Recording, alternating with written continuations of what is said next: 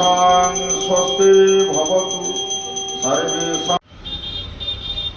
पवित्र चंदन पूर्णिमा अवसर में बालेश्वरी जौकंडी बाहागर उत्सवर लग्नधरा पर्व बालेश्वर सहरर रोमिठारे बहु आडंबर सहकारे संपन्न हो जाइछि।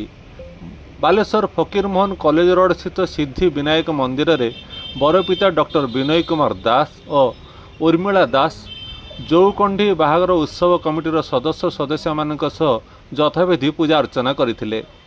परे सेमाने एक विराट पटुआर रे पुलिस लाइन छक निकटस्थ रोमी रे पहुंची।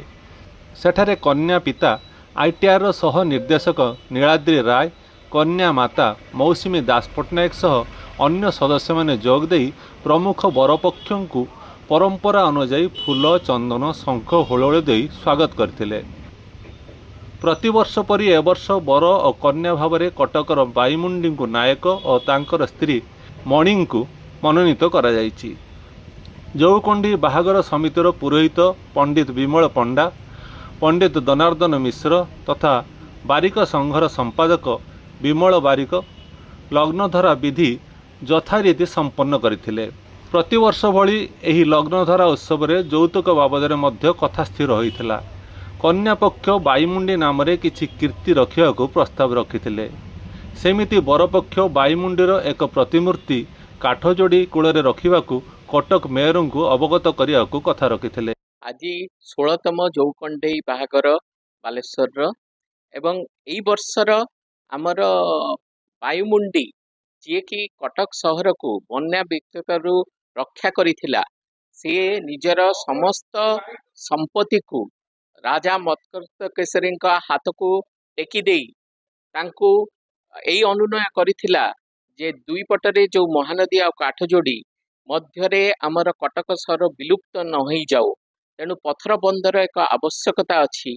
आउ बायुमुंडीर सही अवदान को स्मरण करी एथर जौकंडेई तांकर बरर नाम बायुमुंडी नाम रे नामित करिसंती एवं ओडिशार गेली झियो साधारणतः मणि नाम रे परिचित हुए।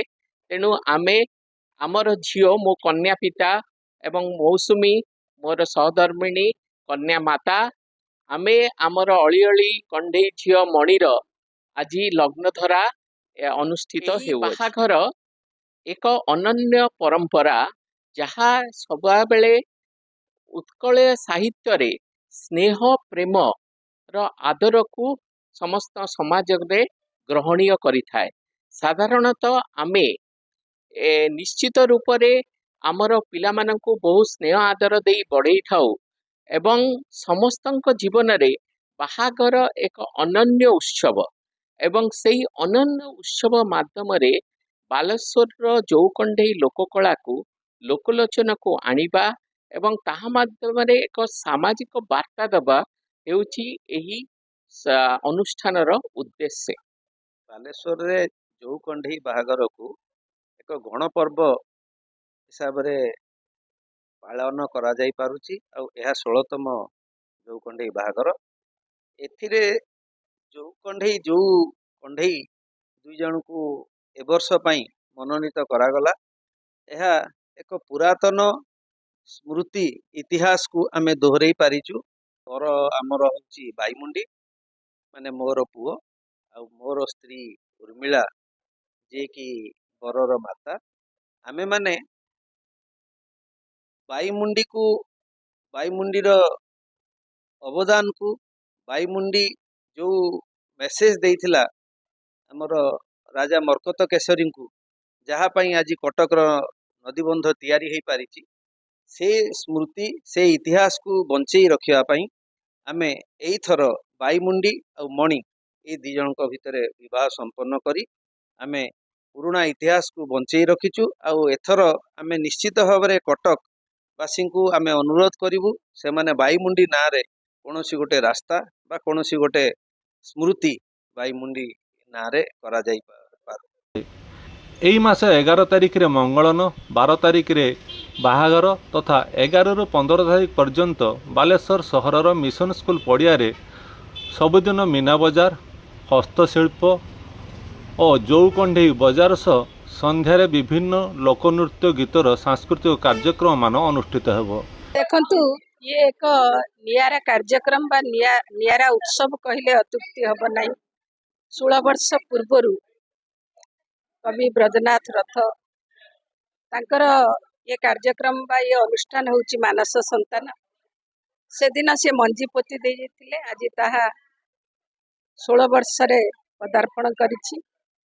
निश्चिंत भाबरे मु समस्त को आह्वान करी कहबी सर्वोपरि बालेश्वरवासी को आह्वान करी कहबी जे आमे समस्ते कर्मबहुल व्यस्तबहुल जीवन भितरे टिके पड़ोशी घर किए कौटी रोचंती क्या सहित कौन संपर्क साधारण लोक हिसाब रे कहीं क्या सहित संपर्क जोड़ी पारुना बांधी पारुना समस्ते निज घर भितर कैद ही रोला बेले जौकंडेई बाहागर उत्सव कमिटी सब बेले प्रयास करिछि प्रचेष्टा करिछि जे समग्र बालेश्वर वासी को एकता सूत्र रे बांधी एक उत्सव करबा पई एवं ए वर्षर जो विवाह उत्सव हबो से उत्सव रे बर बाईमुंडी एवं कन्या मणि नामकरण करा जाइछि एवं ए नामकरण भितरे मध्य आम ऐतिह्य संस्कृति परंपरा विधिवत भावे लिखित अछि।